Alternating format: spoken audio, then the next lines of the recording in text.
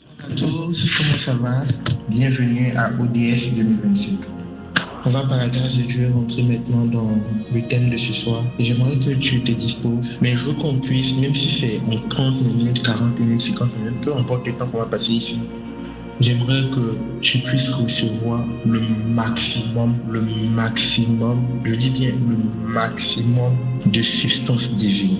Je ne veux pas que tu viennes, que tu entendes la parole, que tu dises waouh, waouh, waouh, waouh, et puis ça s'arrête là. Parce que le waouh, waouh, waouh peut t'épater, peut t'étonner, mais c'est pas ça qui va te transformer, c'est pas ça qui va t'impacter, c'est pas ça qui va avoir un effet réel sur ta vie. Et depuis hier, je n'arrête pas de me dire, ODS, c'est d'abord pour les assoiffés, pas pour les curieux. Non, pas pour les curieux. Parce que tu peux être curieux, tu viens, tu finis de voir ce que Dieu a fait bien, ce que Dieu fait bien, ce que Dieu a dit. Mais toi, ta vie n'a pas changé. Ce programme n'est pas là pour répondre à la curiosité des personnes.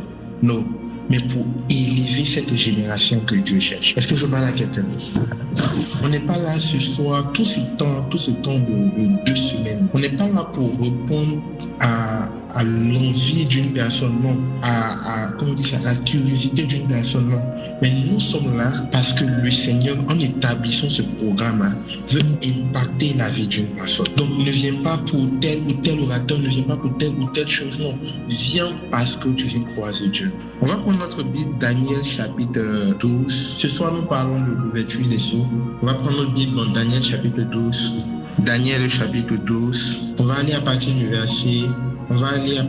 du verset 3, d'accord. Ceux qui auront été intelligents et ceux qui auront enseigné la justice à la multitude brilleront comme le firmament. Dans d'autres versions, c'est brilleront comme les étoiles à toujours et à perpétuité. Et au verset 4, il dit, toi, Daniel, tiens secrète ces paroles et scelle le livre jusqu'au temps de la fin. Plusieurs allons liront et la connaissance augmentera. Et quand vous lisez la suite, Daniel il parle et il décrit cette expérience, il décrit ce qu'il a entendu, il décrit ce que l'homme lui a dit et tout et tout. Et après, quand tu vas au verset 9, il est écrit, il répondit, va, Daniel, car ces paroles seront tenues secrètes et scellées jusqu'au temps de la fin. Plusieurs, au verset 10, il dit, plusieurs seront purifiés, blanchis et épurés. Les méchants feront le mal et aucun des méchants ne comprendra. Mais ceux qui auront de l'intelligence comprendront. Alors, nous sommes dans une saison où il y a beaucoup d'atmosphère, il y a beaucoup de courants de connaissances, il y a énormément de théories, d'enseignements, de pratiques qui visent à mener vers la spiritualité. Est-ce qu'on se comprend? Qui visent à mener vers la spiritualité. C'est pas mauvais, c'est pas mal, mais vous savez, il y a les épîtres qui disent déjà, dans les derniers temps, il y aura beaucoup de... C'est vrai, on parle de beaucoup de faux prophètes qui vont se lever, mais n'oubliez pas que la Bible dit qu'il y aura beaucoup de fausses doctrines. Amen. Il y aura beaucoup de fausses doctrines. C'est-à-dire que quand on parle de doctrine, on parle du ministère de l'enseignement, on parle du ministère des docteurs, on parle de ceux qui se basent sur la Bible pour sortir des principes du royaume. Quand on parle de doctrine, on parle de principe. Quand on parle de doctrine, on parle de discipline. Quand on parle de doctrine, on parle de système de pensée, on parle de système de vie, on parle d'alignement. Voilà pourquoi Jésus-Christ, il disait comme ça, faites des disciples. Il n'a pas dit de faire des croyants. Jésus n'a pas dit de faire des chrétiens. Il a dit de faire des disciples. Jésus est en train de parler de doctrine. Et quand vous allez voir l'apôtre Paul qui dit également, il disait à, je crois, son fils Timothée, il lui disait, ne t'éloigne pas de cet enseignement-là. Et même si tu vois quelqu'un d'autre annoncer autre enseignement, autre doctrine, autre message que ce que je t'ai annoncé moi, que cette personne-là soit anathème. Est-ce que vous vous rappelez de cela? Donc nous sommes dans une ère, nous sommes dans un temps où la connaissance est répandue. Et c'est ce que Daniel dit. Daniel dit que le temps vient. Au temps de la fin, la connaissance sera répandue. Il y aura tellement de choses à connaître. À vous, comme ça, vous allez constater que pour avoir une information, il fallait ouvrir des encyclopédies, il fallait aller visiter des bibliothèques, il fallait aller vers des professeurs, des docteurs, des connaisseurs dans cette information-là. Mais de nos jours, bon, je vais dire un peu plus tôt, il suffisait juste de Google. Mais maintenant même, il y a pire que Google, il y a le chat GPT que tout le monde connaît.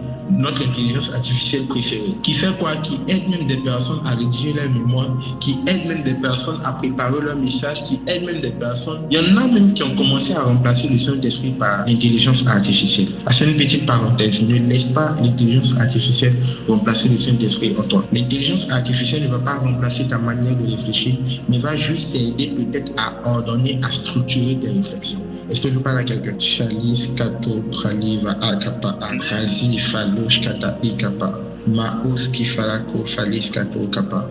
Et déjà, j'aimerais repartir à l'histoire de la chrétienté, on va dire ça comme ça. Vous savez, avant notre ère, il y a plusieurs types d'ères qui sont venus avant cette ère qu'on appelle l'ère du vaisseau. Amen. Avant notre ère qu'on appelle l'ère du vaisseau, il y a plusieurs types d'ères qui sont venus. Mais avant de remonter dans l'histoire, ou bien on va commencer par l'histoire. On va commencer par l'histoire. La première ère depuis le temps de Jésus, parce que l'Église est née après le temps de Jésus. Donc après le temps de Jésus, la première ère qui symbolise en fait le mouvement chrétien, le mouvement de la croissance chrétienne, de la croissance spirituelle christique, ça s'appelle l'ère du poisson. L'ère du poisson. L'ère du poisson, c'est quoi? C'est ce temps-là. En fait, ce que je suis en train de dire, ce sont les dispensations bibliques que des personnes ont réussi à traduire en certaines philosophies. Mais au fur et à mesure qu'on va avancer, vous allez comprendre quelque chose. Donc, l'ère du poisson, c'est quoi? L'ère du poisson, c'est cette ère-là qui a commencé au temps de Jésus, depuis le temps de Jésus, et qui a pris fin lorsque les apôtres ont commencé à se disperser. L'ère du poisson, c'était ce temps-là où les disciples étaient chassés, étaient pourchassés, étaient cueillis par tous les moyens. Mais le truc, c'est quoi? C'est que pourquoi on appelle ça l'ère du poisson? Parce que c'était un symbole chrétien. Je veux dire à quelqu'un, avant qu'il y ait la croix que nous connaissons aujourd'hui, il y a eu plusieurs types de référencement au niveau de la vie des chrétiens, pardon. Il y a eu plusieurs manières d'identifier les chrétiens. Et cette première manière-là, c'était le signe et le symbole du poisson. Et en ce moment-là, on parlait de l'ère du poisson. Cette ère-là a eu son temps, a eu son influence et a eu son modèle. Et chaque ère vient avec un courant de pensée, une manière de penser, une manière de raisonner, une manière de réfléchir et une manière de se comporter. Et ces différentes ères peuvent également être symbolisées par ce qu'on appelle les dispensations, qui se rappellent des dispensations. Ces différentes ères peuvent nous ramener à ce qu'on appelle les dispensations. C'est-à-dire, quand vous lisez la Bible, il y a plusieurs dispensations. Dans la théologie, déjà, les gens avaient commencé par dire il y avait 8 dispensations. En partant de la dispensation depuis le temps d'Abraham jusqu'à la dispensation de la grâce au temps de Jésus-Christ. Mais après, on s'est rendu compte qu'il y a d'autres types de choses qui pourraient intervenir dans les dispensations. Donc, dans ce cas, on a commencé à fractionner les dispensations, on a commencé à fractionner en suivant les temps bibliques. Suivant les temps bibliques, on a commencé à fractionner les dispensations, les temps et les saisons, de sorte à avoir des simplicités, de sorte à pouvoir enseigner ces choses aux enfants de Dieu. Et en fait, ce sont ces choses-là, ces différentes ères. Il y a l'ère du poisson, il y a l'ère de la Vierge, il y a l'ère bon, pour ceux qui suivent un peu l'astrologie, attention, je veux signifier quelque chose ici rapidement avant de continuer. L'astronomie est une science. C'est l'astrologie qui est la spiritualité. Donc pour ceux qui suivent l'astronomie, ce n'est pas mauvais de connaître les étoiles, de connaître le mouvement des étoiles, de connaître les noms des étoiles. Mais il y a un problème de sorte à dire que nous agissons par l'influence des étoiles. Est-ce que je parle à quelqu'un? Petite parenthèse rapide. Un chrétien n'est pas censé fier ou bien se comporter ou bien décider de sa vie en fonction, entre guillemets, de son signe astrologique. Ce n'est pas biblique. D'ailleurs, même Dieu est contre ça. Parce que depuis la rébellion qu'il y a eu au ciel, il y a eu un temps où les étoiles, c'est-à-dire les anges, se sont retrouvés au deuxième ciel de sorte à influencer le corps céleste. Quand je parle de corps céleste, je ne parle pas des entités qui vivent avec Dieu, mais je suis en train de parler des astres. Est-ce que quelqu'un me comprend? On peut aller? Ça va toujours? Ok, super. Donc en tant que chrétien, l'astrologie ne fait pas partie de ce que nous sommes. Mais les étoiles annoncent un signe. Parce que quand tu lis le livre de Genèse, la Bible dit Dieu a séparé les luminaires. Il a dit au grand luminaire de présider le jour et au petit luminaire de présider la nuit. Et après ça, la Bible dit il y a eu un jour, il y a eu un soir et il y a eu un matin. Donc les luminaires, les étoiles, le mouvement des étoiles dans le ciel permettait de connaître les temps et les saisons dans lesquelles nous sommes en train de rentrer. Et c'est ce qui est arrivé au temps de Jésus lorsque les rois, enfin les mages qui sont quittés de l'Orient, c'est-à-dire du pays de Babylone et consorts là, qui sont revenus en suivant le mouvement de l'étoile de Jésus qui marchait jusqu'à les conduire là où l'enfant était né. Est-ce que quelqu'un me comprend? Jusqu'à les conduire là où l'enfant était né. Donc il y a eu tous ces temps-là, il y a eu tous ces mouvements, il y a eu toutes ces dispensations, il y a eu tous ces mouvements des étoiles qui annonçaient à chaque fois une nouvelle saison dans la vie des chrétiens. Et enfin, nous arrivons à l'ère du Verseau. L'ère du Verseau, scientifiquement parlant, déjà, le Verseau, c'est une constellation, c'est un mouvement d'étoiles, c'est-à-dire, c'est un mouvement d'étoiles, c'est une position que les étoiles prennent dans le ciel. Donc, quand on voit cette position-là, on donne des noms à des étoiles. On donne des noms, comment on appelle ça? Voilà, aux constellations, merci.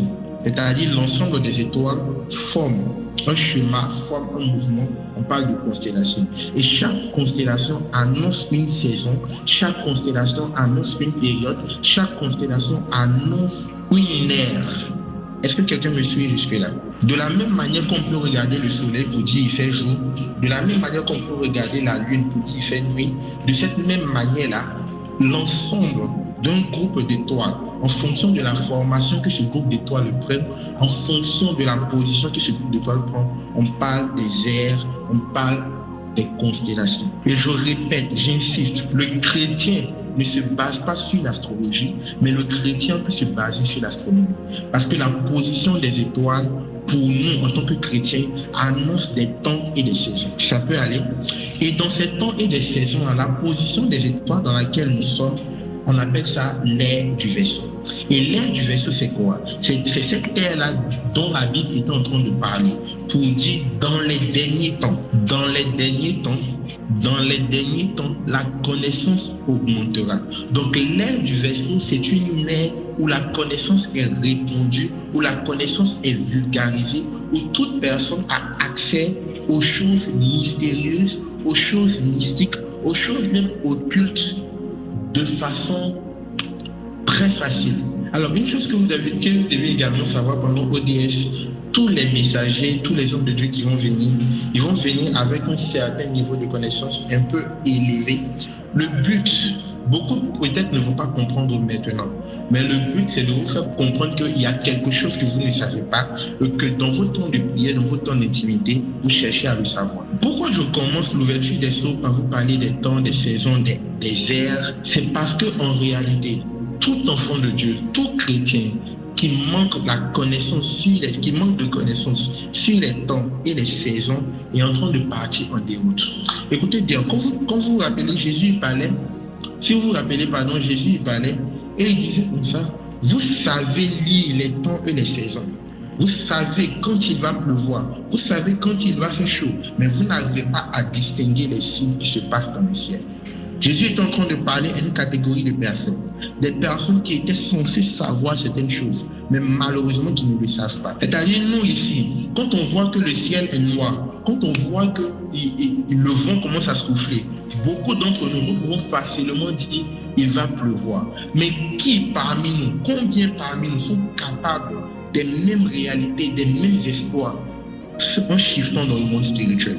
C'est-à-dire que en regardant les saisons spirituelles, en regardant les événements spirituels, en regardant les décès de telle personne, l'emprisonnement de telle personne, la mort de telle personne, la situation politique, peut dire voilà les saisons qui arrivent dans le monde spirituel, voilà les choses qui vont se passer. Écoute-moi bien, en tant qu'enfant de Dieu, si tu manques de comprendre ou de connaître la lecture de ces choses-là, tu seras désormais en train de subir parce que tu n'auras jamais le temps de te préparer vis-à-vis d'une saison.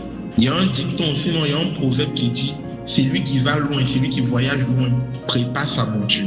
Mais comment tu vas préparer ta monture si tu ne sais pas la saison qui est en train d'être annoncée par les événements spirituels? Comment tu vas te préparer spirituellement si tu ne sais pas tu es en train de rentrer dans quel temps? Comment tu vas te préparer? Comment tu vas prendre tes dispositions si tu n'arrives même pas à faire la lecture simple et pure des choses qui se passent autour de toi? Je veux dire à quelqu'un, tous les événements ne sont pas des événements. Il y a des événements qui sont des déclencheurs. Il y a des événements qui sont des annonciations, des annoncements des choses qui arrivent. Est-ce que je parle à quelqu'un? Il a fallu que Marie aille rendre visite à Élisabeth, qui était déjà enceinte de Jean, pour que Jésus-Christ puisse entrer dans son ventre. L'ange lui avait déjà parlé, mais Jésus n'était pas encore là. Et quand l'enfant naît, quand l'enfant Jean naît, la Bible dit Jean commence son ministère. Il commence à parler, il dit je suis la voix de celui qui crie dans le désert. Je suis là pour préparer le chemin de celui qui vient après moi. En tant qu'enfant de Dieu, en tant qu'une personne qui est censée avoir part aux choses spirituelles, tu dois comprendre quelque chose. Chaque événement autour de toi annonce des saisons. Et aujourd'hui, nous sommes en train de parler des saisons de la fin. Nous sommes en train de parler des temps de la fin. Je ne vais pas rentrer dans l'eschatologie parce qu'il y a un homme de Dieu qui est prévu pour ça, qui va venir nous parler de l'eschatologie. Aujourd'hui, je veux juste ouvrir le seau. Je veux juste te faire comprendre pourquoi tu dois aspirer aux choses spirituelles. Parce que dans le monde spirituel, celui qui ne sait pas subit. Celui qui ne sait pas périt. Mais en même temps, je veux que tu comprennes quelque chose. Être spirituel, ce n'est pas vivre des expériences spirituelles. Parce que quand tu lis la Bible, ce même livre de Daniel, la Bible parle des rois Nebuchadnezzar, des rois Nebuchadnezzar. Même dans la Genèse, la Bible parle du roi Pharaon.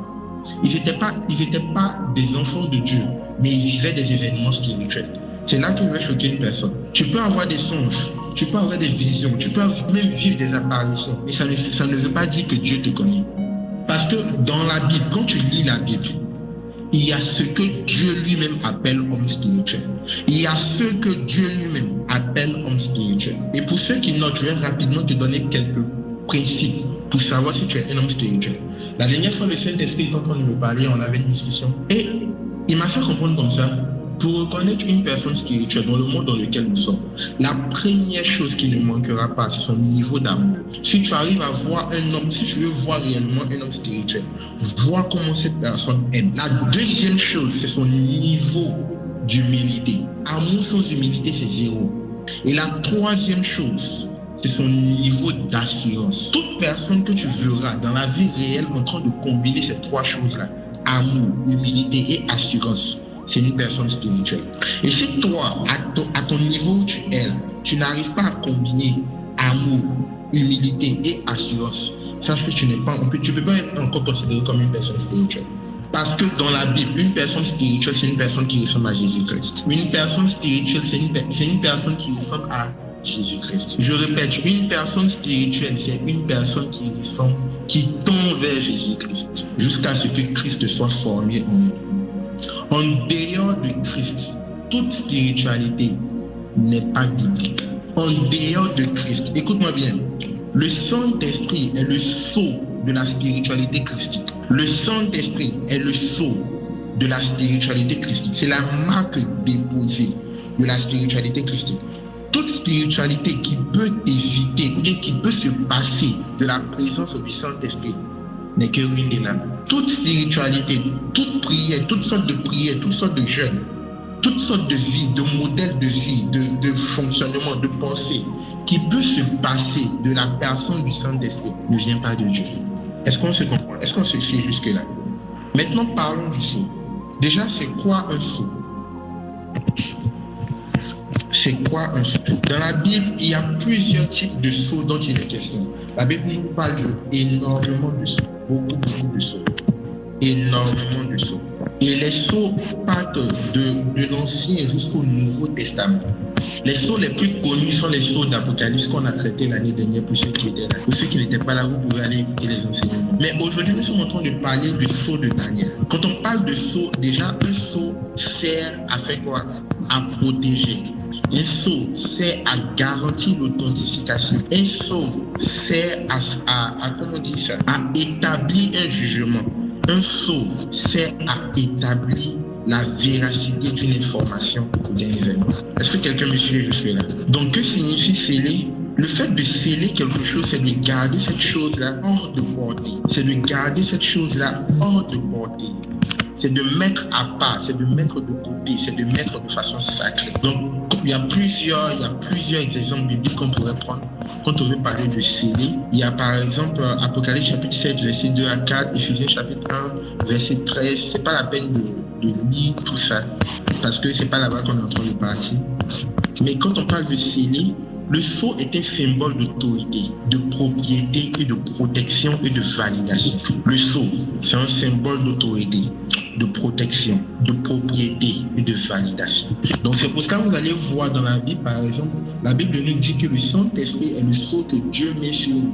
Parce que là, il était en train d'établir non seulement son autorité en nous, il était en train d'établir non seulement sa propriété, c'est-à-dire nous lui appartenant, mais en même temps, il établit sa protection et enfin, il établit sa validation. Parce que c'est par le Saint-Esprit en nous que nous avons accès à Dieu. Mais dans le livre de Daniel, il est question d'autre chose. La Bible dit que Daniel, il fait un temps de jeûne, de prière, où il se met en quête de Dieu, où il se met en quête des choses spirituelles. Mais la première chose que j'ai remarqué concernant le livre de Daniel, c'est que Daniel est rentré dans la présence de Dieu parce qu'il avait lu le livre de Jérémie. C'est-à-dire, il a vécu toutes ces expériences dont on est en train de parler aujourd'hui. Parce que quoi? Il avait lu le livre d'un autre prophète. Est-ce que vous remarquez le problème? C'est-à-dire que même pour rentrer dans des dimensions supérieures de façon spirituelle, il te fallait une certaine connaissance minimum. Dis-moi, tu connais quoi? Et je te dirai ce que tu peux vivre spirituellement. Qu'est-ce que tu sais?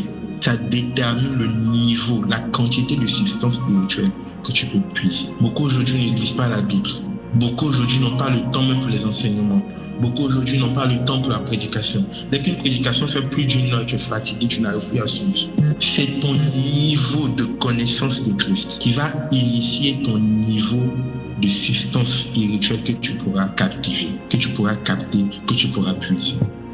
Chalice, Kato, Kabaa, Libralis, Kato, Fahari, Paa. Vous savez, beaucoup de chrétiens aujourd'hui sont limités au principe du salut. Au principe du salut, c'est-à-dire, on pense que dès le moment où on a Jésus, on est sauvé, c'est fini. Mais le problème, c'est que même notre salut là n'est plus garanti quand nous manquons de connaissances. Même notre salut n'est plus garanti quand nous manquons de connaissances des mystères et des systèmes du royaume. Parce que le problème vient d'où? Le problème, c'est quoi? Tu es dans un pays dont tu ignores toutes les lois. Et puis tu dis non, toi tu ne commets pas de faute, tu ne commets pas de délit. Qui t'a dit ça? Qui t'a dit ça? Tu es dans un pays où tu ignores toutes les lois. Par exemple, une fois je parlais avec une personne et la personne m'a fait comprendre que c'est quoi déjà là? Ne pas porter assistance à une personne dans le besoin, même si toi tu as peur, c'est un crime, on peut te mettre en prison pour ça. C'est-à-dire, je vois une personne qui est en train, par exemple, de s'étouffer, ou bien qui a un problème, et puis toi tu es en train de passer, tu dis que tu es pressé, ou bien tu as peur de ce qui est arrivé, et puis tu passes rapidement. Si on t'attrape, encore tu vois ici, on te met en prison. Donc vous voyez ce genre de petites lois-là, de ce petit truc-là, tu ne le sais pas. Et c'est pareil dans le royaume, c'est pareil dans le monde spirituel. Tu penses que tu es sauvé, mais tu ne sais rien. Et parce que tu ne sais rien, le jour du jugement dernier, Jésus aussi va dire, je ne te connais pas. Parce que tu n'as pas cherché à le connaître. Parce que nous n'avons pas cherché à le connaître. Beaucoup pensent qu'il suffit de confesser Jésus comme Seigneur et Sauveur, et puis les choses s'arrêtent là. Non, ça ne s'arrête pas là. Il y a tellement plus. Il y a tellement plus. Et le but de ODS, c'est de te faire savoir qu'il y a plus, pour que tu ailles dans la présence de Dieu, pour aller chercher davantage. Il dit, vous êtes des dieux, et pourtant, vous mourrez comme des hommes. Vous êtes des dieux, et pourtant, vous mourrez comme des hommes. Quand tu lis les livres de Proverbes, l'insensé, celui qui n'a pas de connaissance et d'intelligence, est comparable à un animal. Est comparable à un animal. C'est-à-dire, dans le monde spirituel, quand on te regarde, on voit un animal. Parce que tu pèses peu. Tu pèses peu en termes de connaissance de Christ, en termes de connaissance du royaume. Mais même là encore, afin de devenir un être spirituel, il y a 3 niveaux que j'aimerais t'expliquer et puis ouvrir les sauts rapidement. Le premier niveau, c'est la connaissance. Le deuxième niveau, c'est la compréhension. Et le troisième niveau, c'est la sagesse. Le premier niveau, c'est la connaissance. Le deuxième niveau, c'est la compréhension. Et le troisième niveau, c'est la sagesse. Pour être un homme spirituel. Déjà, tu connais, c'est bien. Quand on parle de connaissance, on parle d'information. On parle de quantité d'informations que tu arrives à recevoir, que tu arrives à capter, que tu arrives à garder. Là, on parle de connaissance. Là même, ce niveau-là, déjà, il y a beaucoup qui sont déjà KO, il y a beaucoup qui ont déjà échoué. Parce que toi, si c'est un film de 2 heures que tu as regardé, si c'est un film de 4 saisons que tu as regardé, tu peux retenir toutes les 4 saisons, faire le résumé du début jusqu'à la fin. Mais si c'est un verset que tu as lu, tu ne peux pas.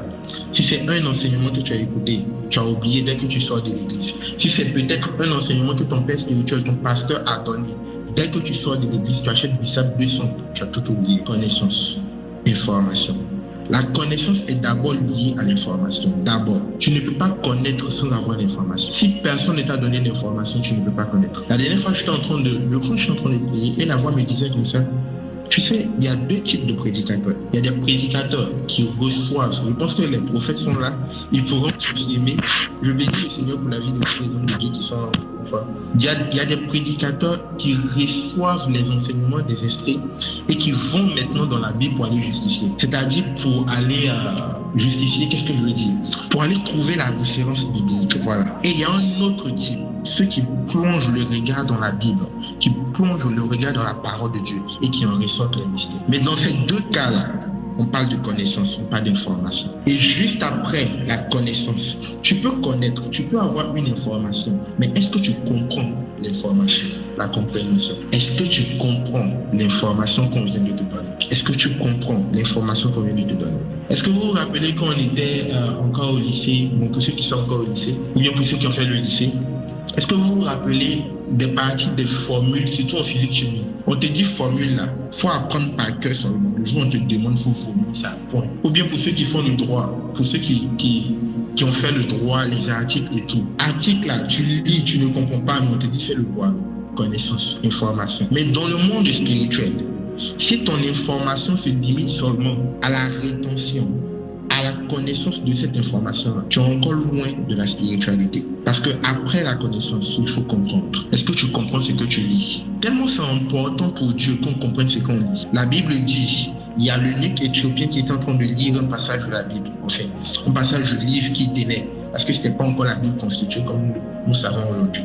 Dieu a dû déplacer Philippe pour aller lui expliquer ce qu'il est en train de dire. Toi, tu lis la Bible, est-ce que tu comprends? Tu entends les versets, tu récites les versets, référence par référence, mais est-ce que tu comprends? Si la compréhension n'accompagne pas la connaissance, c'est compliqué, c'est zéro, c'est difficile. Et enfin, il y a la sagesse divine. Il y a la sagesse. Après la connaissance, après la compréhension de l'information que tu as, il faut maintenant ajouter à cela la sagesse. La sagesse, c'est quoi?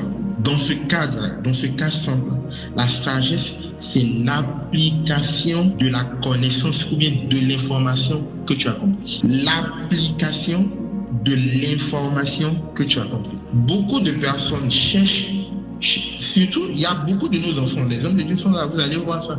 Chacun vit ça à sa manière. C'est-à-dire qu'on a des enfants qui veulent qu'on leur parle des choses difficiles, des choses compliquées, des choses spirituelles, c'est bien. Mais on va finir de te parler de ça. Peut-être même on va t'expliquer, tu vas comprendre. Mais quand on va finir de faire ça, est-ce que tu vas appliquer? Est-ce que ça sera appliqué? C'est là que beaucoup même se limitent. Il y en a qui reçoivent l'information. Parce que vous avez de bons pères spirituels, de bonnes églises, de bons pasteurs.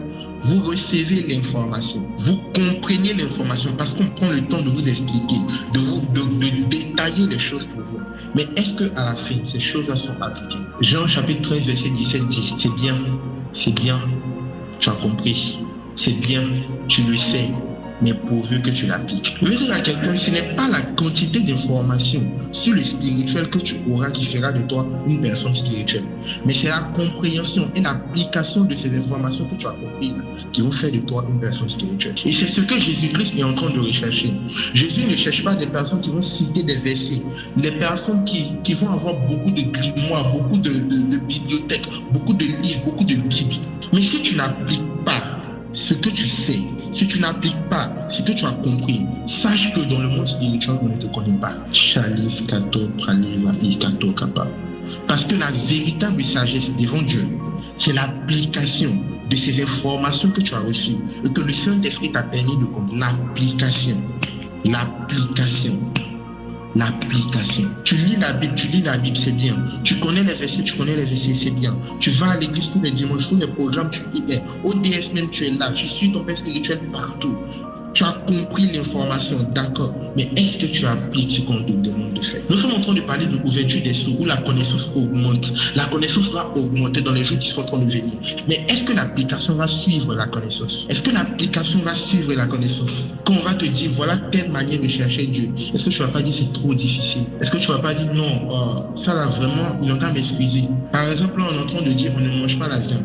C'est une information qu'on t'a donnée. Peut-être certains savent pourquoi. Donc d'autres, ils ont la compréhension. Mais est-ce que tout le monde a la sagesse de l'application? C'est ça maintenant qui va faire la différence entre ceux qui cherchent Dieu et ceux qui ne le cherchent pas. Sinon, c'est ça qui va faire la différence entre ceux qui cherchent Dieu réellement et ceux qui disent chercher Dieu. Dans notre génération, beaucoup sont là par curiosité, non pas par un désir réel de trouver Dieu.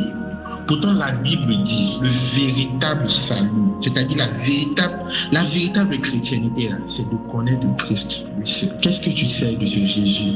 Qu'est-ce que tu sais de ce Jésus? Quand Daniel était en train de dire, quand la voix était en train de lui dire, tiens secret ces choses, parce que le temps vient où les gens liront. Mais quand tu lis les passages qui suivent, la Bible dit ils seront purifiés. Charles, est-ce que tu imagines en fait le degré de cette information qui vient pour te purifier? Et Jésus-Christ il revient, vous connaîtrez la vérité et la vérité vous affranchira. C'est ça, je ne veux pas te dire des choses qui vont te plaire à ton oreille, où tu vas sauter, tu vas dire waouh, chai. Non, il y a des orateurs qui vont faire ça. Mais ce soir, moi, je vais te parler directement. Parce que ouverture des sceaux est tout de suite assignée à la fin des temps. Ouverture des sceaux est tout de suite liée à la fin des temps. Je suis en train de dire que nous sommes à l'ère du vaisseau. Nous sommes à l'ère où la connaissance va s'accroître, où la connaissance va prendre toute son ampleur. C'est bien.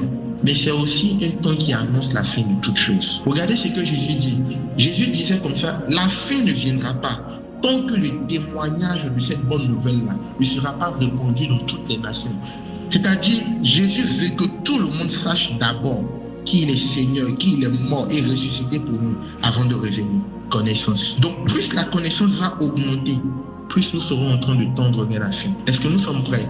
Est-ce que nous sommes prêts? Est-ce que nous sommes prêts pour la fin de toutes choses? Est-ce que nous sommes prêts pour la fin des temps? Et regardez ce qu'il dit.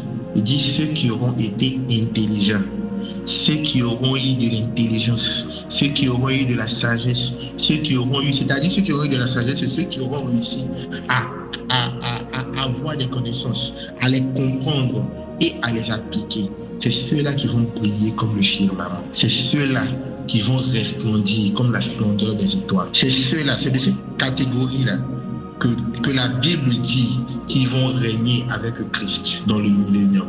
Ceux qui auront été intelligents. Ceux qui auront été intelligents. Le sceau de Daniel, les secrets que Daniel était en train de garder, c'était parce que les gens de sa génération n'étaient pas encore prêts à entendre cette révélation. Mais toi, le Seigneur te fait la grâce. La Bible dit, Jésus, il était là comme ça, à un temps de sa vie, et il était tout simplement heureux. Et il a commencé à dire au Père, Père, je te rends grâce car tu as fait connaître ces mystères, tu as fait vivre ces réalités, tu as fait vivre ces expériences à ces petits-enfants. C'est-à-dire Dieu a permis que toi tu vives des mystères extraordinaires, des mystères que même les anges, même les patriarches, ils cherchaient à comprendre. Ils n'ont pas eu cette occasion. Mais toi, tu as eu cette occasion où tu comprends Jésus-Christ révélé, manifesté chair, incarné dans l'humanité et divin qui se fait unique. Tu arrives à comprendre cela sans avoir mal à la tête. Tu ne te rends pas compte de la grâce que tu as. Tu ne te rends pas compte de la grâce que tu as. Je suis en train d'aller vers la fin et on va prier. On va prendre s'il vous plaît Romains chapitre 8 verset 6. Déjà je veux préciser que ce n'est pas le message que j'ai préparé que je suis en train de donner. Ce n'est pas le message que j'ai préparé que je suis en train de donner. Mais je sens que le Saint-Esprit veut parler à une personne. Le Saint-Esprit veut parler à une personne. Le Saint-Esprit veut parler à une personne. Romains chapitre 8 verset 6. Est-ce que je peux entendre la voix de quelqu'un qui va nous faire la lecture, s'il vous plaît?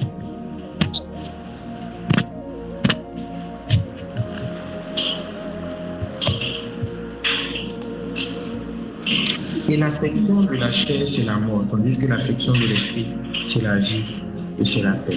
Romains chapitre 8, le verset 6. Et l'affection de la chair, c'est la mort, tandis que l'affection de l'esprit, c'est la vie et la paix. Amen. Amen. Donc, on est en train de parler de cette personne spirituelle que tu dois devenir. Et regarde ce que la Bible dit. L'affection des choses de l'esprit, plus tu vas aspirer à la spiritualité, c'est la vie et la paix.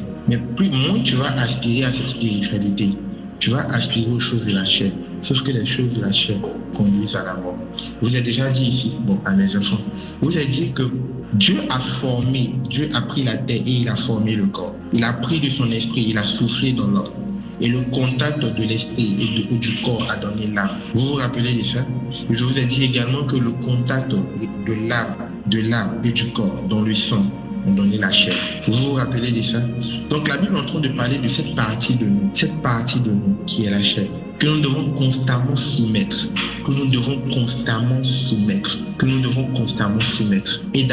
et d'être affectionnés par les choses dans le monde. Parce que c'est là qu'il y aura toute la différence. Quand on dit ceux qui auront été intelligents, ceux qui auront été sages, c'est de ça qu'il s'agit. Ceux qui auront été sages, c'est ceux qui auront eu la connaissance. Et ceux qui auront compris ce qu'ils sont en train d'avoir comme information et qui vont l'appliquer. Vous savez ces choses, c'est bien. Mais pourvu que vous les appliquiez. Vous savez qu'il y aura la fin des temps, c'est bien. Mais pourvu que vous vous appliquez, vous vous préparez à ça. Vous savez que Jésus revient, c'est bien. Mais pourvu que vous vous préparez à ça. Parce que ODS, c'est un festival de connaissances christique. Mais la connaissance christique commence par la conscience de son retour imminent. Et c'est ce que Daniel était en train de nous dire. La connaissance christique commence d'abord par la conscience de son retour imminent. La connaissance christique, c'est-à-dire l'information en Christ que tu cherches, commence d'abord par le fait qu'il revient bientôt, il revient subitement. Je vous ai dit, le bientôt dont la Bible parle n'est pas bientôt dans le temps, mais c'est bientôt dans l'action. C'est un événement bref, c'est un événement subi, c'est un événement soudain. J'aimerais poser une question à une personne ici. Et si Jésus revenait maintenant, pendant que nous sommes à ce programme de ODS, est-ce que tu vas repartir avec lui? Est-ce que tu as suffisamment d'informations? Est-ce que tu as compris ces informations?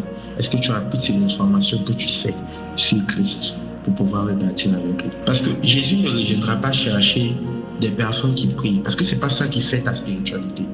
C'est même pas des personnes qui jeûnent, c'est pas des personnes qui parlent en langue. Ce sont des personnes qui l'ont connu, ce sont des personnes qui le connaissent. La dernière fois, le Saint-Esprit m'a fait comprendre quelque chose. Il m'a fait comprendre que, tu vois, cette histoire même de paradis, là, cette histoire de rentrer au ciel, retourner au ciel, là, le problème même là, c'est parce que avant même d'être sur terre, là, on était déjà au ciel avec Dieu. Donc, quand la Bible dit la sagesse de Dieu, c'est de cacher les choses. Et la sagesse des rois, j'insiste sur le thème roi, la sagesse des rois, c'est de découvrir des mystères. Il est en train de parler d'une catégorie de personnes qui vont redécouvrir ce qu'ils étaient dans l'éternité avec Dieu avant de descendre sur terre. Et c'est cette aspiration-là, c'est cette découverte-là qui va te pousser à te reconnecter au trône de grâce pendant que tu es sur terre pour que tu puisses rentrer au ciel. Je ne sais pas si quelqu'un a compris ce que j'essaie de dire. C'est-à-dire, avant même qu'on ne vienne sur cette terre, on avait déjà une certaine vie au ciel, avant que tu ne viennes.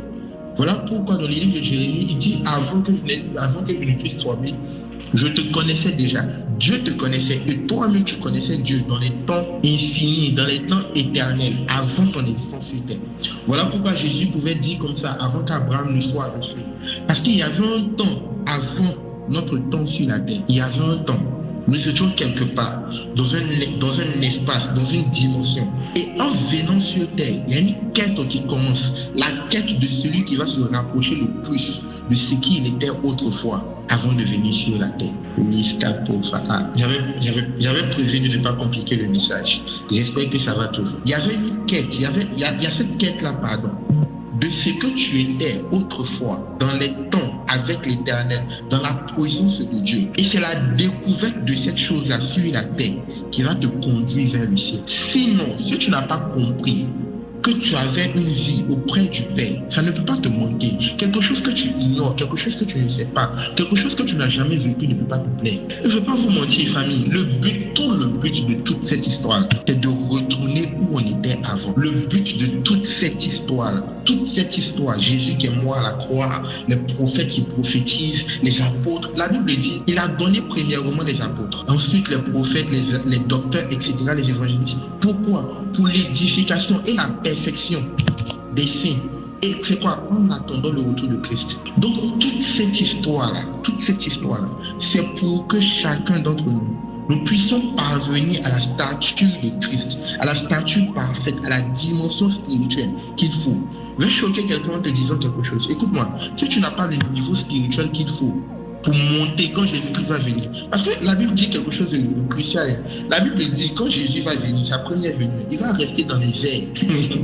Il va rester dans les airs et il va attirer vers lui tous ceux de la même nature que lui. Il va attirer vers lui. C'est pas lui qui va venir prendre ta main, non. C'est-à-dire qu'au retour de Jésus, là, tu dois avoir suffisamment emmagasiné et compris et appliqué les principes spirituels, les principes du royaume qui vont te permettre de voler et de léviter par la rencontre de Christ. Jésus ne revient pas chercher des bébés spirituels. Oh non, non, non, non. Jésus revient chercher des personnes qui se sont appliquées à la connaissance, qui se sont appliquées à la découverte, qui se sont appliquées à la compréhension des mystères du royaume. Toi, tu es chrétien, quand on parle de mystère de Christ, ça t'intéresse plus. C'est ce que Paul disait. Il dit, vous qui étiez censés être des maîtres, à qui on doit enseigner les mystères de Christ, à qui on doit enseigner les profondeurs de Jésus-Christ. Là encore, on doit vous donner du lait. C'est-à-dire, dès qu'on parle d'un message qui sort du cadre de l'amour de Dieu, le pardon du péché, ou bien un certain niveau net, tu es perdu, tu as mal à la tête, tu ne comprends plus rien. Il y a un problème. Je vais dire à quelqu'un, il y a un problème. C'est vrai qu'il y a le niveau spirituel qui intervient, mais il y a également ce désir de chercher Dieu qui te manque. Je ne te parle pas de chercher les choses spirituelles par curiosité, parce que oui, il y en a qui font ça. C'est-à-dire que tu vas emmagasiner des informations. Non, moi, il sait comment on fait ça. Moi, il sait comment on fait ça. On dirait féticheur. Non, c'est pas ça le but. Le but, c'est de connaître l'époux. C'est comme une femme qui s'en va se marier. D'ailleurs, c'est l'exemple que la Bible nous donne en tant qu'Église. Nous sommes l'Église, nous sommes l'épouse de Christ. Donc, tu t'en vas te marier. Tu passes par un temps de cheminement. C'est ce qu'on est en train de faire ici. Un temps de fiançailles, c'est ce qu'on est en train de faire ici. Afin d'avoir le maximum d'informations sur ton époux avant de rentrer. Tu veux te marier à un homme, tu ne sais pas c'est quoi sa nourriture préférée. Tu veux te marier à un homme, tu ne sais pas c'est quoi il aime. Mais c'est de ça qu'il s'agit en fait. Beaucoup espèrent entrer au ciel. Beaucoup d'entre nous espérons entrer au ciel sans savoir les lois du ciel. Sans savoir c'est quoi Jésus aime. Sans savoir comment Jésus réagit face à tel ou tel événement, face à telle ou telle situation. Il y a un problème. Il y a un problème. Le salut, c'est un don gratuit de Dieu. Mais la proximité avec Christ, c'est un travail que nous devons faire avec l'aide du Saint-Esprit. Être sauvé là, ça commence le jour où tu dis, Seigneur Jésus, je te reçois comme mon Seigneur et mon Sauveur personnel. Point. Mais après, la personne de Christ doit être formée en toi. C'est là qu'il y a un problème. La personne de Christ ne sera pas formée en toi parce que tu es sauvé. Non. La personne de Christ sera formée en toi parce que tu vas te laisser former par le Saint-Esprit. Et j'ai l'habitude de dire quelque chose. Le Saint-Esprit n'est pas un démon. À chaque niveau, à chaque étape de ta vie, le Saint-Esprit va toujours te poser la question. Est-ce que tu veux continuer avec moi, oui ou non? Est-ce que tu veux que je continue de t'enseigner l'époux, oui ou non? Est-ce que tu veux que je continue de t'enseigner, de te montrer qui est Jésus, oui ou non? Et tu feras ton choix par ton obéissance. Tu feras ton choix par ton obéissance. Quand tu vas arriver à une saison où tu vas dire, Seigneur, une autre dimension de toi et puis il va te dire, d'accord mon enfant, prends 7 jours de jeûne. Et pendant ces 7 jours-là, je ne veux pas te voir avec telle personne. Tu vas dire, non Seigneur, c'est pas toi qui as raison, c'est moi qui ai raison. Tu viens de dire non au Saint-Esprit par ton manque d'obéissance. L'un des moyens les plus sûrs de croître spirituellement, c'est l'obéissance aux instructions que le Saint-Esprit donne. En fait, sans ça même, il n'y a pas de croissance. Sans ça, il n'y a pas de croissance. C'est vrai qu'on vous dit non, pour croître spirituellement, il faut la prière, il faut le jeûne, c'est vrai, c'est très important. Mais le vrai, on va dire l'engrais même de la croissance spirituelle, en tant que chrétien, c'est l'obéissance au Saint-Esprit. L'engrais même de la croissance spirituelle en tant que chrétien, c'est l'obéissance à la personne du Saint-Esprit. Parce que à chaque fois, avant de te conduire dans une autre dimension, à un autre niveau de la spiritualité christique, il va toujours demander ton avis. Et sa manière à lui de demander ton avis, c'est en te donnant une instruction à faire, une manière de faire. Un truc à faire. Il y a le prophète Joël Francis Tato qui disait que lui, il a fait 5 ans en dormant par terre. 5 ans, il dort par terre seulement. Parce que c'est une instruction, c'est un prix que Dieu lui avait demandé. Dieu lui avait demandé de payer. Tu veux monter, mais quel est le prix que tu payes spirituellement? Tu veux monter, tu veux ressembler à Jésus. Ce n'est pas dans la chanson, non. Ce n'est pas dans les émotions, non. Écoutez, je suis désolé du fait qu'on est annoncé, sinon on est enseigné aux chrétiens que la vie spirituelle, la vie chrétienne est facile. What? Mais c'est écrit où? C'est écrit où que quand tu es chrétien, la vie spirituelle est facile. Jésus lui-même, il disait comme ça, s'ils ont fait cela au bois vert, imagine ce qu'ils vont faire au bois sec. S'ils ont fait cela au bois vert, imagine ce qu'ils vont faire au bois sec. C'est-à-dire, les femmes qui font la cuisine ici. Je ne sais pas si vous avez déjà fait feuille de bois. Est-ce que quelqu'un va aller prendre un bois bien mouillé là, sur une nappe bien frais là? C'est ça qu'on appelle bois vert. Bien frais là, et puis venir mettre au feu. Naturellement, non, tu ne veux pas faire ça. Tu préfères les branches qui sont faciles à casser. Dès que tu penses à faire pa, tu préfères ça naturellement. Mais Jésus, c'était un bois vert. Il a souffert. Toi, tu es bois sec, et puis tu ne veux pas passer par le feu. Mais quel est le record de ta spiritualité? C'est-à-dire, tu veux monter spirituellement là. Je ne sais pas. Qu'est-ce que tu veux avoir comme témoignage pour dire, Seigneur, j'ai enduré ça là pour toi, j'ai subi ça là pour toi, j'ai supporté ça là pour toi. Qu'est-ce que tu veux avoir comme témoignage en fait? Oui, tu veux aller vers... En fait, je ne sais pas. Tu veux aller vers Christ. Un gars qui a souffert la croix, qui a souffert la mort, qui a souffert la douleur, les larmes, comment on dit ça? L'humiliation, il a souffert toutes ces choses-là. Et puis tu veux aller vers lui.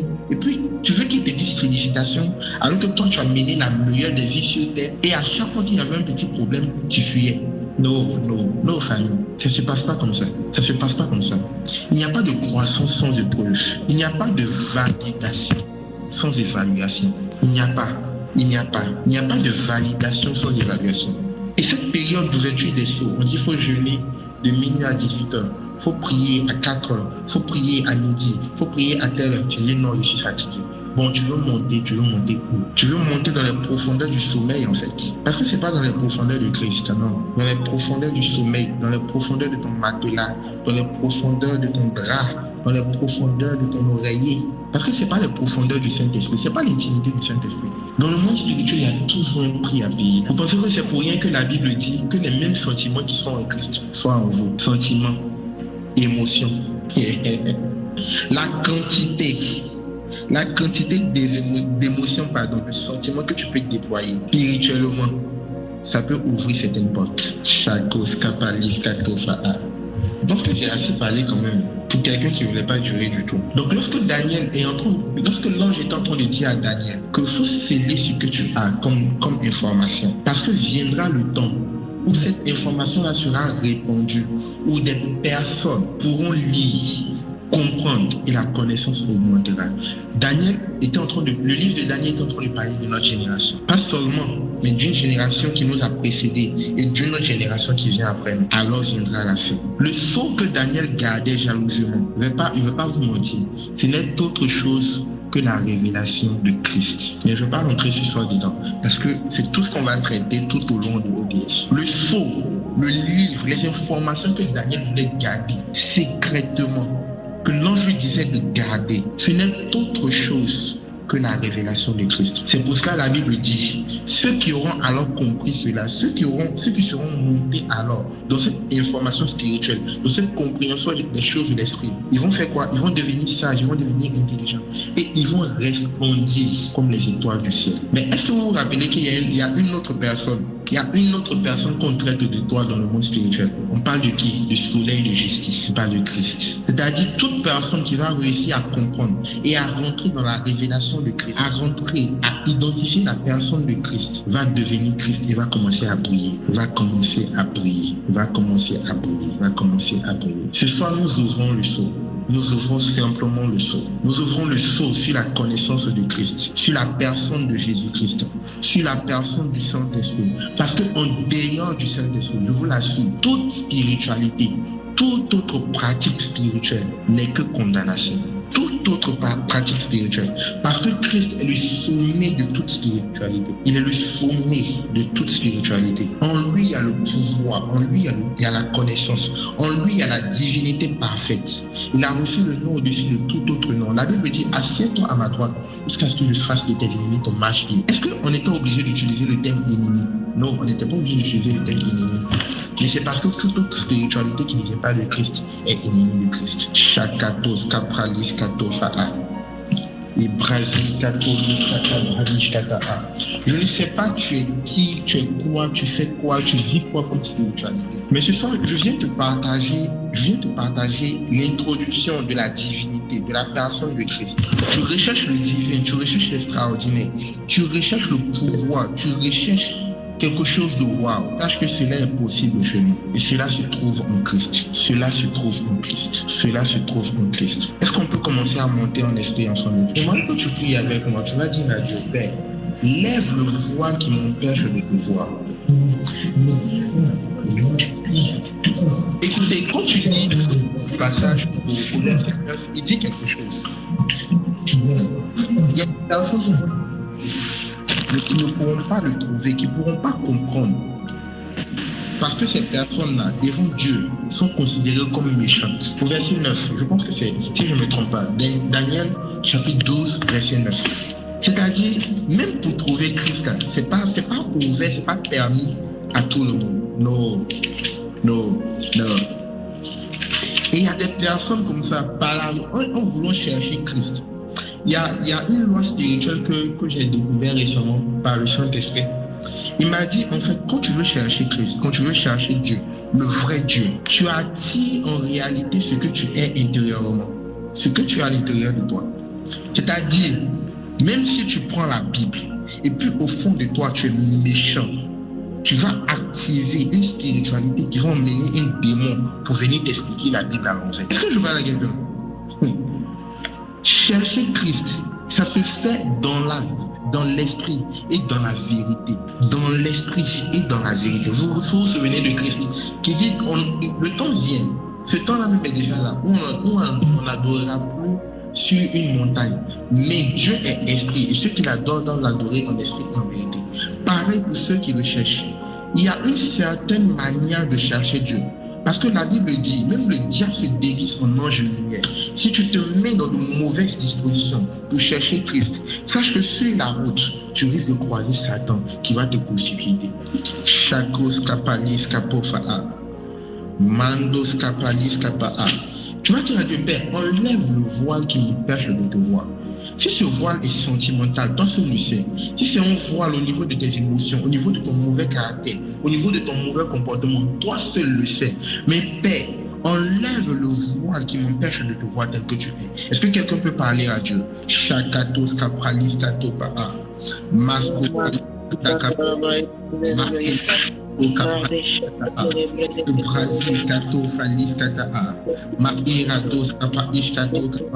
Parle, prie.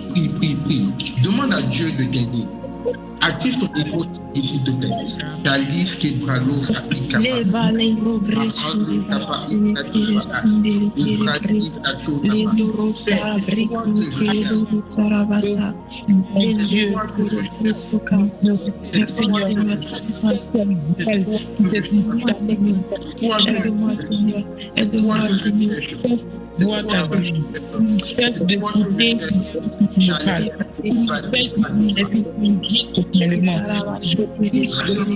voile qui m'empêche.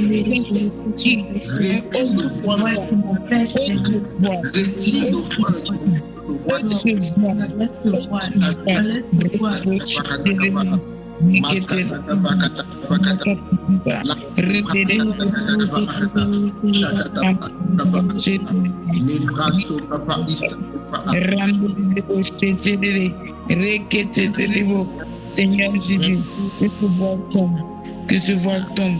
Au nom de Jésus-Christ, nous avons prié. Amen.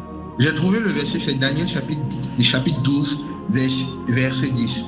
Il dit, plusieurs seront purifiés de ceux qui vont lire. Ou bien on va commencer au verset 9. Il dit, Daniel, car ces paroles sont tenues secrètes et scellées jusqu'au temps de la fin.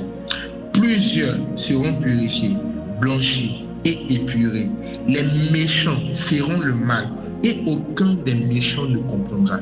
Aucun des méchants ne comprendra Christ. Voilà pourquoi j'ai ce verset particulier de la Bible qui dit personne ne vient à Christ, personne ne vient à Dieu sans qu'il ait été attiré à Dieu. Et même il y en a que Dieu scelle les cœurs pour ne pas qu'ils comprennent. La Bible dit, j'ai oublié, je paraphrase, mais la Bible dit, ils ont des yeux mais ils ne voient pas. Ils ont une intelligence, mais ils ne comprennent pas. En fait, la réalité, c'est quoi?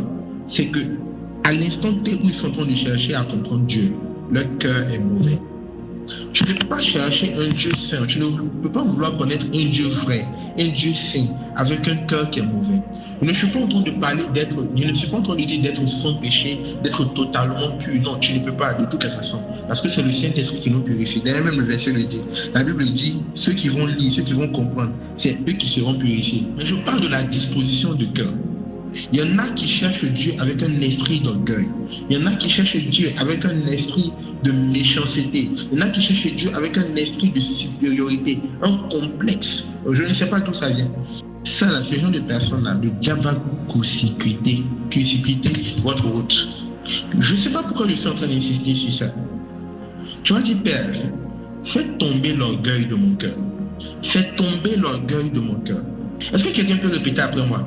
Père, fais tomber l'orgueil de mon cœur, afin que je te voie tel que tu es. Afin que je te voie tel que tu es. Afin que je puisse comprendre de ta révélation réelle. Afin que je puisse savoir qui tu es réellement. Afin que je puisse savoir qui tu es réellement.